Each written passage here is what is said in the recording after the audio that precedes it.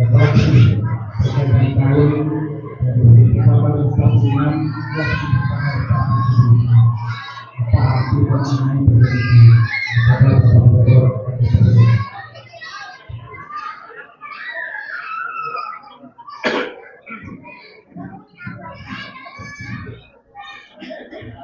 Assalamualaikum warahmatullahi wabarakatuh.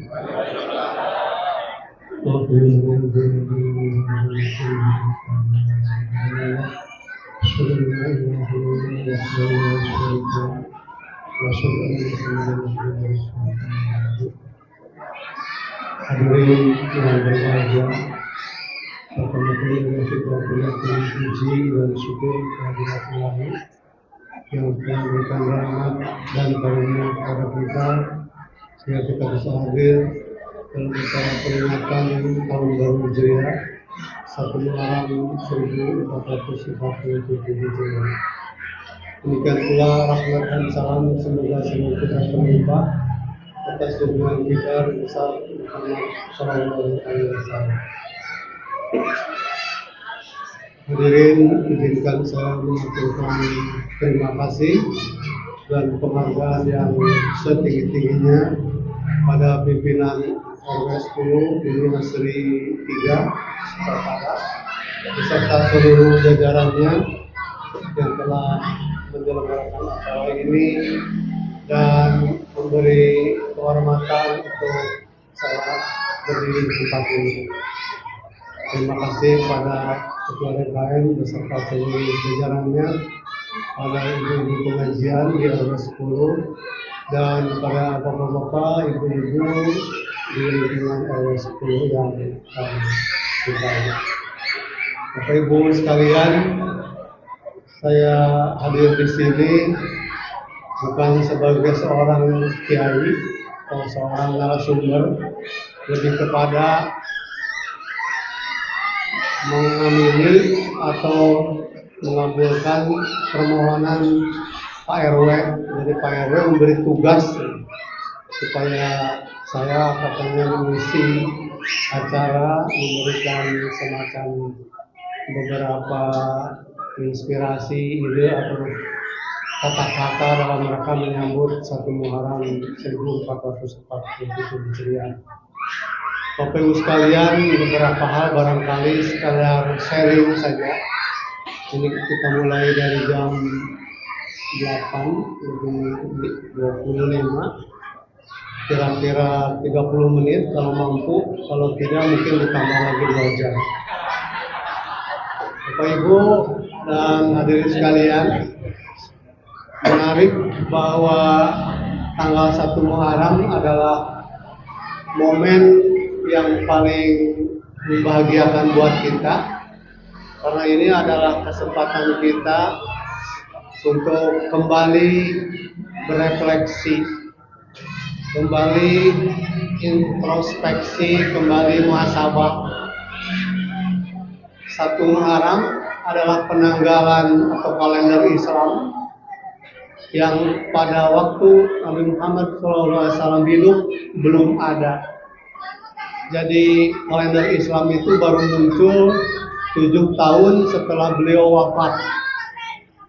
Pada waktu Gubernur Basra yang bernama Abu Musa Al-As'ari itu menyurati Khalifah Rasyidin Umar bin Khattab bahwa beliau sebagai gubernur mengalami kesulitan kalau membuat surat, karena tidak ada titi mangsa, tidak ada ketertiban surat menyurat, kesulitan surat yang mana yang datang yang lebih dulu, surat mana yang harus segera dijawab, dan kapan jawaban yang pernah kita kirimkan katanya ke gubernur lain itu diberikan. Oleh karena itu beliau usul supaya ada penanggalan Islam. Maka kemudian Umar bin Khattab Khalifah Rasyidin itu memberikan tugas membentuk sebuah task force lah kalau kita itu ya, gugus tugas yang diantaranya adalah Umar bin Khattab gitu ya, kemudian Utsman bin Affan, di situ juga ada Abdurrahman bin Auf dan 2 orang lainnya. Nah, kemudian pertanyaannya adalah tanggal 1 dan tahun 1 Hijriah itu berdasarkan peristiwa apa? Apakah peristiwa misalnya Nabi Muhammad SAW lahir, atau peristiwa di saat beliau wafat? Karena itu adalah 7 tahun setelah beliau tiada. Tetapi akhirnya diputuskan bahwa tanggal 1 Muharram itu ditetapkan berdasarkan hijrah atau pindahnya Nabi dari Mekah Al-Mukarramah ke Madinah Al-Munawwarah. Jadi hijrah dipandang sebagai satu momen atau waktu yang sangat ideal bagi umat Islam untuk melihat dari dekat, mentafakuri, dan itu adalah sebuah waktu dimulainya penanggalan Islam. Tanggal kelahiran katanya bisa dianggap sebagai kultus individu, mendewa-dewakan Nabi, akhirnya dihindari. Demikian pula wafat dihindari, maka muncullah ide, ya sudah, tanggal 1 Hijriah itu adalah hijrahnya Nabi Muhammad dari Mekah yang masih belum kuat dalam bermasyarakat, berkomunitas, pindah ke Yatsrib, pindah ke Madinah, dan di situ mendirikan komunitas pemerintahan, dan setelah kuat akhirnya dari Madinah Nabi Muhammad SAW juga mencoba untuk memberikan syiar Islam kembali ke kota Mekah dan daerah-daerah lainnya. Hadirin sekalian, kalau kita melihat bahwa tanggal 1 Muharram, tasjid di situ Muharram, kemudian kita berada di detik perubahan waktu. Jadi di sini kita mulai dari matahari terbenam hari ini, maka malam ini sudah jatuh tanggal 1 Muharram. Tapi di Arab Saudi katanya kemarin itu sudah tanggal 1 Muharramnya. Karena kita bisa melihat bahwa bumi itu tidak seperti ini tapi agak miring. Jadi matahari mulai menghilang di Arab, dengan menghilang di kita ternyata lebih cepat mereka. Akhirnya jadi mereka lebih duluan dari kita 1 Muharramnya. Maka kita tidak heran juga bahwa pada saat katakanlah Idul Fitri tidak jarang terjadi, justru di sana lebih duluan dari kita Idul Fitri atau Idul Adha. Bapak dan Ibu sekalian, kalau kita melihat bahwa apa yang kita bisa introspeksi, yang pertama adalah apa yang sudah kita jalani dalam setahun yang sudah lalu. Kemudian apa yang akan kita kerjakan ke depan, kita rencanakan ke depan, maka itu bisa menjadi satu tonggak yang amat bagus kalau itu kita renungkan hari ini atau detik ini. Apa sajakah yang selama ini masih belum selesai kita kerjakan? Mungkin Pak RW punya program, mungkin Pak RW punya kegiatan, Pak Diro dan kawan-kawan punya tugas yang setahun yang lalu masih tersisa untuk kita lanjutkan. Tetapi kita juga barangkali punya program jangka panjang ke depan, 4 tahun atau 5 tahun. Rencana jangka panjang, ada rencana jangka panjang, ada rencana jangka menengah, dan ada rencana jangka pendek. Tapi barangkali Pak RW tidak punya rencana jangka imah. Karena di RW tidak banyak uang ya Pak ya. Itu rencana jangka imah. Apa jangka imah? Maksudnya mencari duit untuk ke rumah begitu ya. Rencana jangka imah. Nah, dengan adanya rencana jangka panjang, itu artinya kita punya visi, punya impian, punya cita-cita. Silahkan, tiap individu, tiap rumah tangga, tiap RT, dari ketua RT tadi yang belum saya sebut, mohon maaf, ketua RT 1 sampai RT 10, RT 7, itu Bapak Ibu juga punya program dalam 4 atau 5 tahun ke depan barangkali, meskipun barangkali di RT tidak sampai selama itu. Tapi paling tidak dalam jangka waktu itu kita punya program, kemudian kita pecah-pecah atau di dekomposisi, per tahunnya kita punya target apa. Jadi kalau 4 tahun kita punya sesuatu yang akan dibidik, program kerja yang akan diselesaikan, maka kita akan rinci per tahunnya dapat apa, memperoleh apa, sudah menjadi apa, sudah bagaimana. Tahun berikutnya menjadi tambah lagi, sudah yang tadi itu sudah jadi apa, sudah bagaimana, sudah seperti apa, dan seterusnya sehingga pada akhirnya sampai 4 tahun terakhir, kalau programnya 4 tahun, maka seluruhnya itu terakumulasi dan program kita mewujudkan visi menjadi tercapai. Ini adalah berpikir ke depan dengan melihat apa yang sudah menjadi pengalaman masa lalu sebagai bekal untuk menatap masa depan dan menyelesaikan permasalahan di masa yang akan datang. Bapak Ibu, impian atau cita-cita tentu ini tidak perlu ragu-ragu untuk kita rumuskan atau kita pikirkan. Bahwa saya tahun sekian mungkin akan membuat rumah, bahwa tahun sekian tahun lagi akan menikahkan putra, mungkin akan punya kegiatan hajatan sunatan misalnya. Itu adalah program yang barangkali di tiap-tiap rumah tangga ada. Kalau tahun berapa itu kita punya hajat, tentu itu tidak akan bisa sekaligus tercapai, sehingga kita pecah menjadi tahun-tahun. Tahun ini kita beli apa, tahun ini sedia apa, tahun ini kita melakukan apa, sehingga pada tahun terakhir itu kita sudah siap melaksanakan kegiatan hajatan itu. Itu adalah contoh program ke depan, dan itu bisa kita lihat dari apa yang sudah kita lakukan, pengalaman selama ini bagaimana. Nah, Bapak Ibu, artinya ini adalah satu hal bahwa 1 Muharram itu bisa dijadikan sebagai waktu yang paling tepat untuk merenung. Sudahkah yang pernah diprogram dan adakah yang akan kita program? Nah, kalau kita mau melakukan sesuatu, tentu ini ada masalah, ada hambatan, ada rintangan. Jadi Allah Subhanahu wa taala di dalam Al-Baqarah ayat 155 itu menyampaikan bahwa kamu itu akan diuji, katanya. Akan diuji dengan apa? Sedikit kelaparan. Akan diuji dengan sedikit kesulitan, ya, kelaparan. Mungkin kita akan masalah jiwanya terganggu, kita masalah kejiwaan. Mungkin kita juga akan mendapatkan kesulitan dalam masalah tamarot, misalnya bukan masalah wan nafs saja, kejiwaan. Tapi juga kita mungkin akan ada kesulitan dengan tamarot, dengan buah-buahan.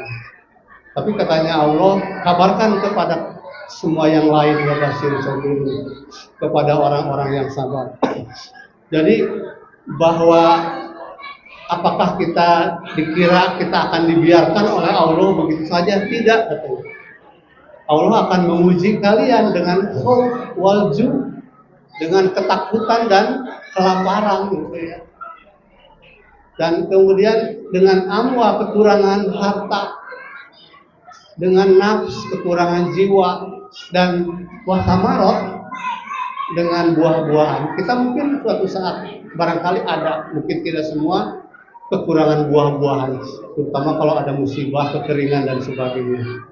Nah, tujuan dari Allah Subhanahu wa taala memberikan ujian itu bukan berarti ngetes, bukan berarti Allah menguji dalam arti ingin tahu, karena Allah itu maha tahu. Kalaupun tidak diuji juga kita akan bagaimana Allah itu tahu. Tapi tampaknya Allah menguji itu adalah melatih kita. Kalau seseorang misalnya Bapak Ibu punya sifat marah, kalau tidak diberikan peristiwa sebagai stimulus, maka dia tidak akan marah. Jadi pada saat ada peristiwa yang membuat dia marah, maka munculkan dulu tentu. Kalau tidak muncul peristiwanya, seseorang tidak marah. Oleh karena itu, untuk melihat atau untuk menguji kita semua, maka Allah itu dilatih kita. Ada sedikit ketakutan, maka akhirnya kita berpikir, aduh, ini ada rasa cemas, ada rasa khawatir, kita punya masalah, kita stres, kemudian kita ketakutan menghadapi hidup ini. Maka di sini Bapak Ibu, dengan diberi latihan itu, diberi rasa takut, diberi khawatir, diberi cemas, itu sebetulnya bukan karena Allah tidak sayang, tapi kalau kita kaji, ternyata cemas, stres, takut, gitu ya, itu adalah bentuk sayang dari Allah pada kita. Logikanya gimana? Bagaimana bisa bahwa kita stres, kita takut, kita cemas, itu bentuk sayang dari Allah? Sepintas mungkin sulit dipahami, tapi Bapak Ibu sekalian, Allah itu ternyata memberikan rasa cemas, stres, ketakutan itu sebetulnya itu adalah satu alat yang diberikan kepada kita supaya kita itu sadar, gitu ya, supaya kita itu gitu ya, aware bahwa ini ada masalah. Bapak Ibu, kalau di sini ada api itu menyala, tangan kita kena ke api itu, di sini ada alarm sakit. Sakit ini tentu ada tujuan, gitu ya. Bayangkan kalau tangan kita kena api tidak sakit, tiba-tiba, waduh, udah habis tanganku, katanya ya. Berarti sakit itu adalah hikmah sebetulnya. Sakit itu dimaksudkan sayangnya Allah kepada kita, supaya kita tangan tarik kita kaduruk ya, katanya gitu ya. Ente tangan kaduruk ulah diantep. Artinya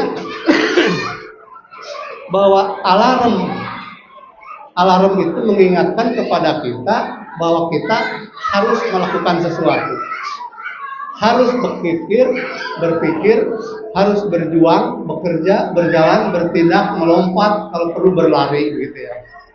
Nah, jadi dengan adanya stres, kita jadi sadar ini ada sesuatu nih.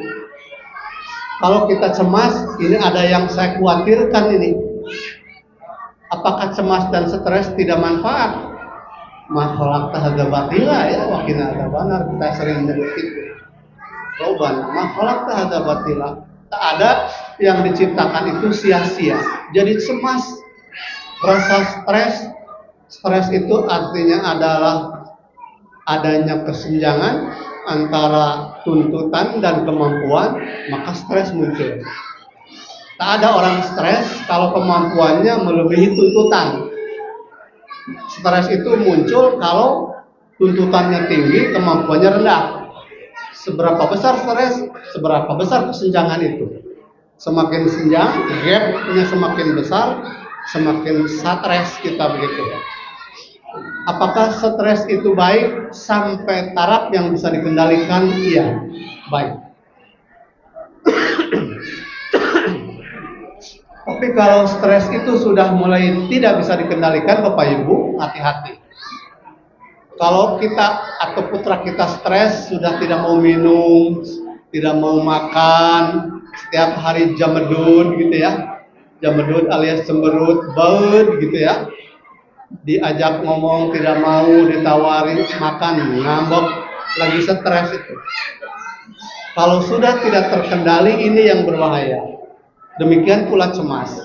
Nah, saya sering menyampaikan bahwa cemas dan stres itu hanya akan bisa kita hilangkan atau kita hindari, kita kurangi.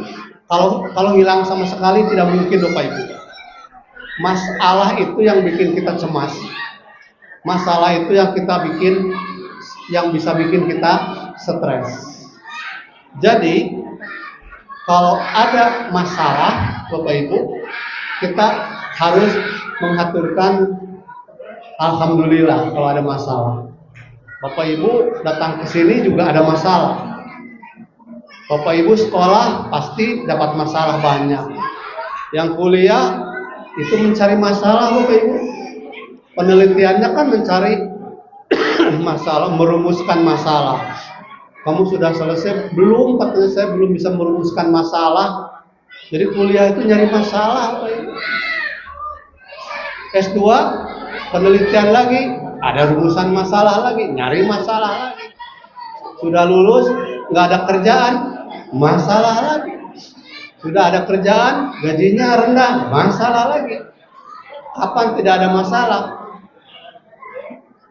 Waktu di SMP, di SMA, awas jangan pacaran ke anak kita yang perempuan.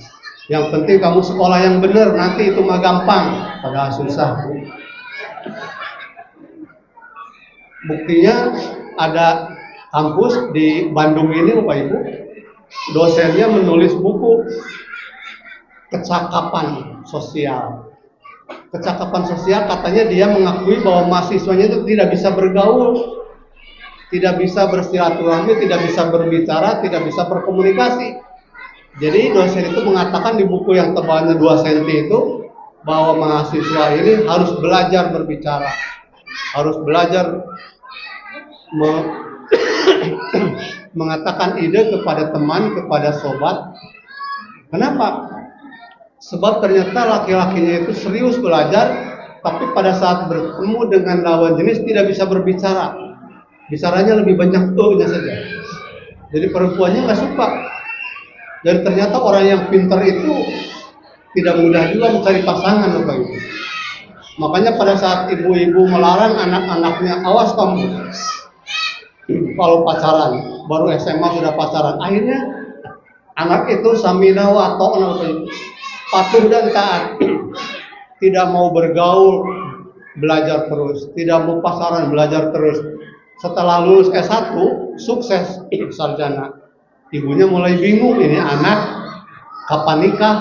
Dulu dilarang pacaran, dulu dilarang bergaul. Sekarang pas anak giliran sudah lulus S1, sudah sarjana, sudah insinyur, disuruh nikah, anaknya tidak bisa. Karena dia tidak terbiasa bergaul, tidak bisa berbicara.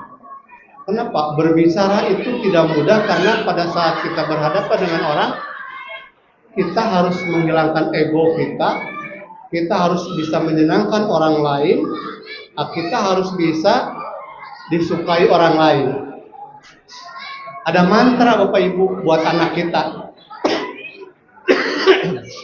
Bagaimana supaya anak kita disukai orang lain?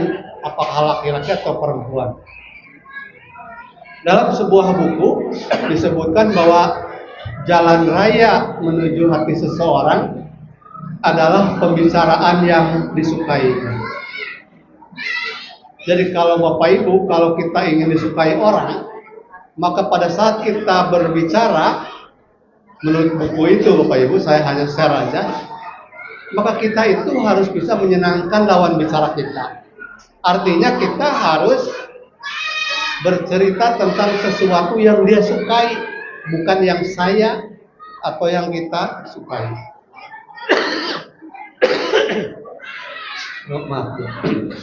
Nah, berarti kalau kita mau bergaul dengan orang lain, anak kita mau bergaul, maka berikan kesempatan pada lawan bicara cerita tentang dirinya. Dengan begitu, maka dia akan menyukai kita. Boleh dicoba Bapak Ibu. Jadi kalau perlu dibuktikan, yang satu cerita tentang diri sendiri, kalau berbicara dengan lawan bicara, yang satu lagi itu berikan kesempatan sehingga lawan bicara lebih banyak bicara tentang dirinya.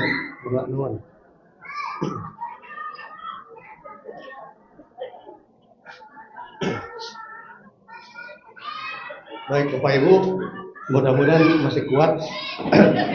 Memang ini sebetulnya lagi batuk gitu ya, tapi ini Pak RW, jadi saya nggak berani nolak.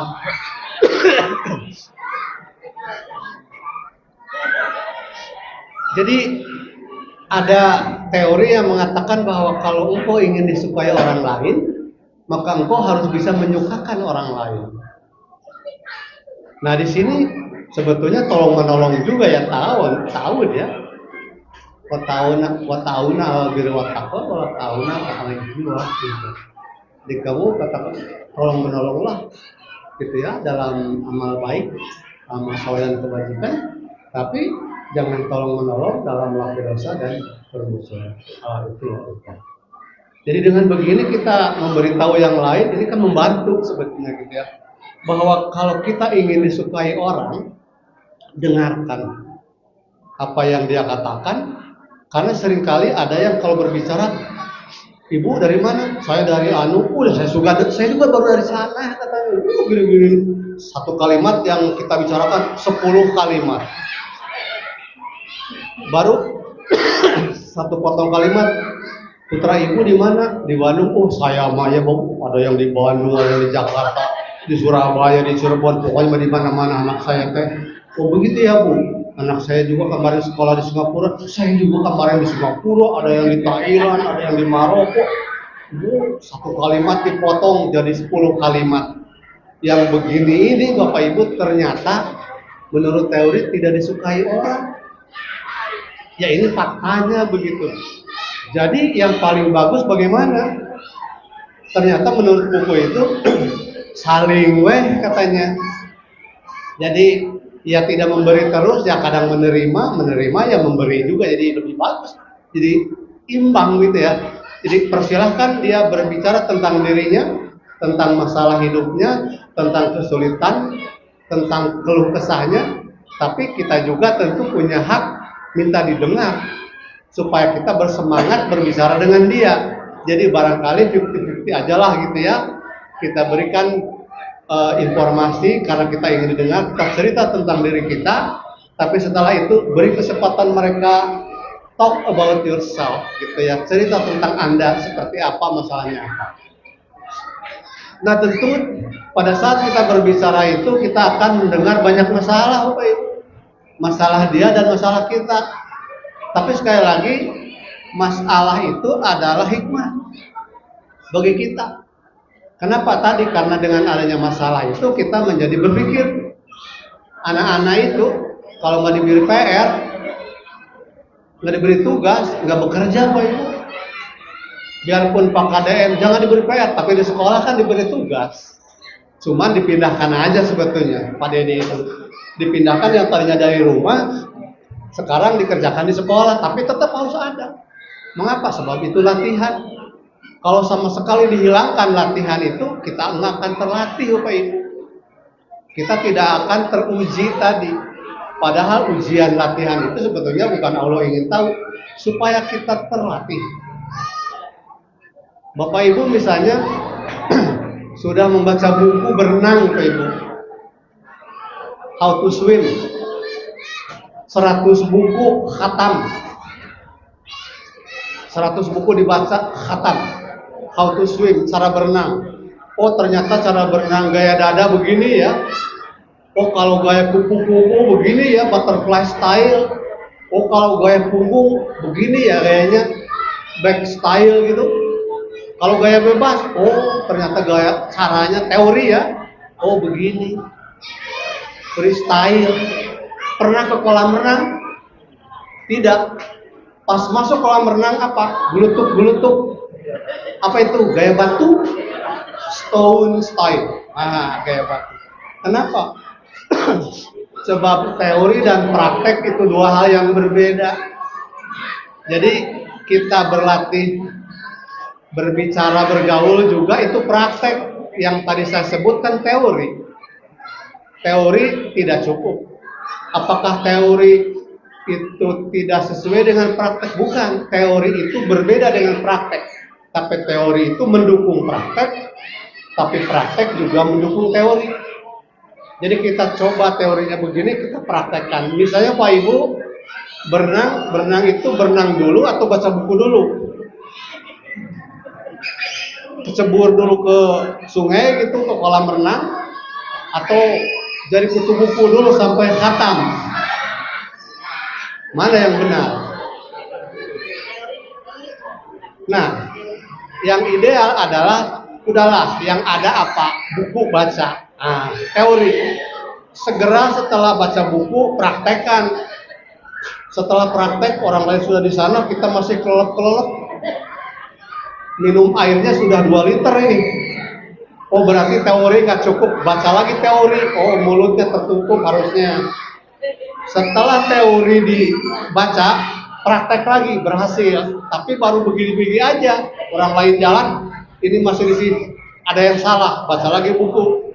Jadi kayak spiral, teori, praktek, teorinya makin tinggi, prakteknya makin tinggi. Akhirnya kita tahu oh gerakan tangan dan kaki salah. Tangannya benar, kakinya benar, akhirnya kita sampai kepada kemampuan teman yang sudah berlari lebih jauh. Jadi teori mendukung praktek, praktek mendukung teori. Karena itu tidak perlu risau mana dulu, mana saja yang bisa kita kerjakan. Jampe-nya Bapak Ibu untuk anak-anak kita, kalau kita punya masalah atau kita punya pekerjaan yang berat, Bapak Ibu, jampe-nya 3 atau 4. Yang pertama adalah kalau ada tugas, ada masalah, ada pekerjaan, segera pikirkan. Supaya tidak stres, supaya tidak cemas. Segera pikirkan. Jadi yang tadi itu satu muharam itu berpikir, kognitif berpikir. Nanti kita ke akhlaknya. Yang pertama adalah berpikir, oke, segera pikirkan apa yang harus kita kerjakan. Oh saya ini nggak bisa, ini nggak bisa, ini nggak bisa, ini nggak bisa. Terus bisanya apa? Kirim WA, kirim WA. Bisanya bicara, nelpon ke teman, lakukan nelpon ke teman. Karena itu akan mengurangi stres. Dengan keluh kesah, ada orang yang mendengar, ada orang yang mau merespon jawaban kita, pertanyaan kita, maka itu beban kita menjadi lebih ringan Pak Ibu. Masalahnya mungkin tidak selesai, belum selesai. Tapi dengan kita itu curhat kepada orang yang bisa dipercaya, itu sekian persen stres itu berkurang. Sekian persen kecemasan itu mulai berkurang. Jadi curhat atau curcol perlu, tapi hati-hati harus kepada orang yang betul-betul menjadi bagian dari diri kita, orang yang kita percaya. Jangan curhat curcol kepada orang yang membocorkan rahasia kita, hati-hati. Karena malah menjadi bumerang dan menjadi masalah lanjutan nanti. Oleh karena itu, yang pertama segera pikirkan. Kalau sekarang pulang dari sini ada yang segera bisa dimulai, pikirkan langsung saja. Jadi di SMP, zaman saya dulu SMP, ada spanduk Bapak Ibu, perlombaan menulis indah. Tulisannya masih ingat saya tuh di SMP ya. Never put off till tomorrow what you can do today. Wah, kalau di SMP mah gaya katanya. Padahal pirage tong ditunda-tunda eta pagawean sampai kaisukan mun ayeuna geus bisa digawean. Jadi artinya menunda pekerjaan itu tidak bagus. Kalau sekarang bisa dikerjakan, langsung kerjakan. Apa saja gitu. Tetiasa nu tengahna, pinggirna, Pak. Tetiasa nu ieu, paling ieu tiasa teu kerjakeun tiasa mah. Jadi tidak harus ideal, mulai terstruktur, sistematis dari A sampai Z. Kalau teu A mau jadilah. Jangan. Malah makin stres. Pokoknya mana bisa dikerjakan. Kalau saya ke anak-anak, kamu sulit membuat skripsi apa sih? Kerjakan bab 1, bingung Pak, bab 1 teh susah. Ya udah bab 2, bab 2. Terus kamu bisa apa? Kata pengantar, ya teman roti batur bisa Pak kerjakan. Nah, bikin kata pengantar, kadang ngaranna diganti gitu.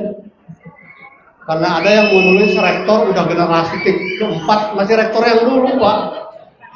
Orangnya udah almarhum ditulis terima kasih Pak Rektor almarhum katanya. Itu kira-kira cinta yang. Jadi kata pengantar cuma niron aja tuh bisa kebina-bina kan? Kerjakan. kan nanti kan akan dikerjakan juga.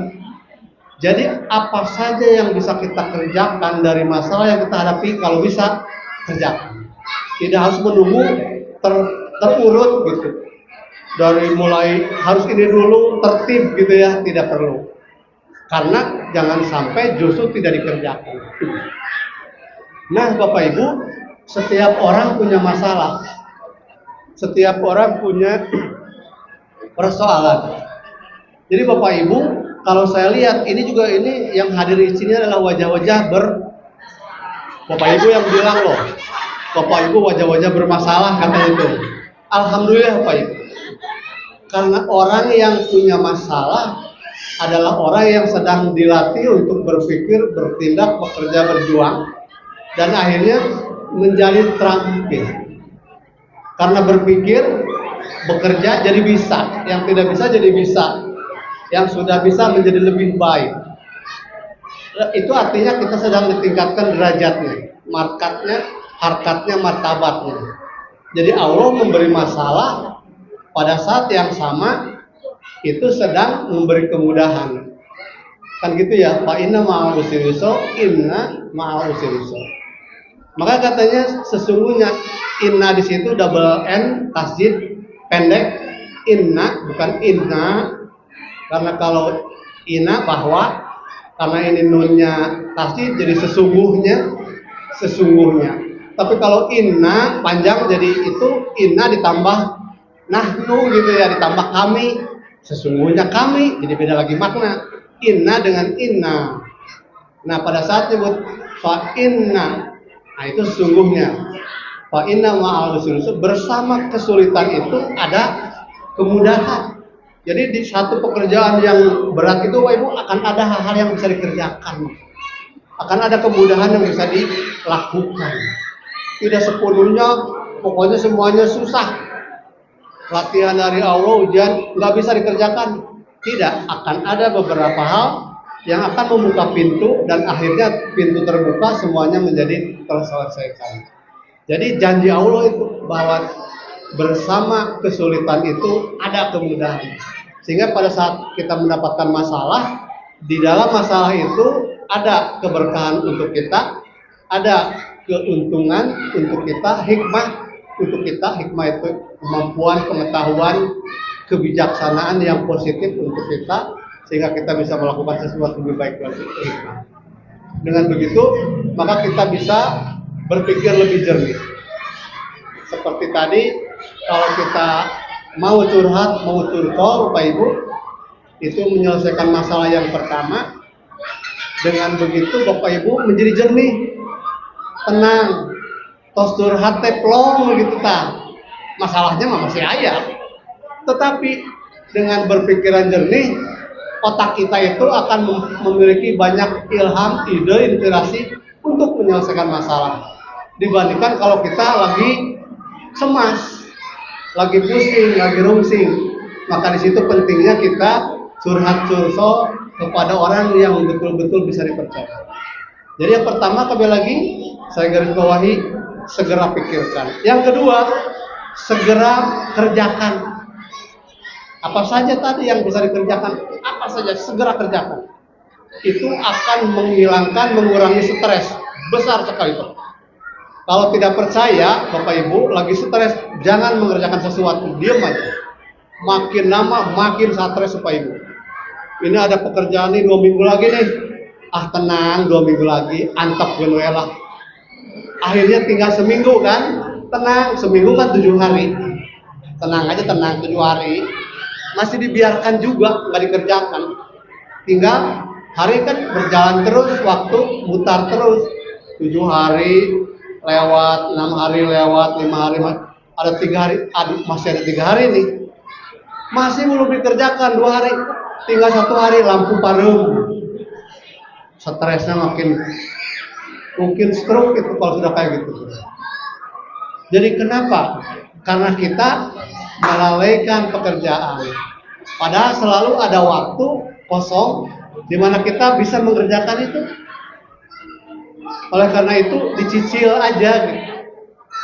Di sedikit-sedikit saja lakukan itu. segera pikirkan, segera kerjakan, segera selesaikan. Yang ketiga, kenapa segera selesaikan Bapak Ibu? Karena kalau sudah diselesaikan, kita bisa punya waktu, punya tenaga, pikiran untuk menyelesaikan tugas lainnya.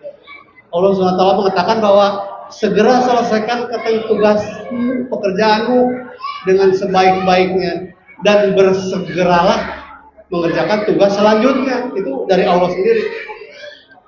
Berarti kita itu kalau punya pekerjaan segera tuntaskan. Kenapa? Di depan masih ada pekerjaan. Lalu kalau saya mengatakan kalau sudah selesai ada pekerjaan banyak, yang keempat tambah segera lupakan. Segera lupakan. Oh, berarti tidak penting, bukan? Otak kita terbatas Bapak Ibu. Otak kita itu tidak banyak mengingat. Paling gede segede butir kelapa kepala kita, otak kita, memori kita terbatas. Jadi kalau seluruhnya kita ingat, maka pasti akan berhamburan yang kita lupakan Bapak Ibu. Tapi satu hal yang menarik, alhamdulillah Bapak Ibu itu masih punya sifat lupa.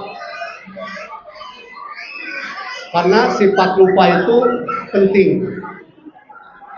Jadi jangan marah-marah kalau ada Bapak atau Ibu lupa pohoan katanya. Justru alhamdulillah lupa.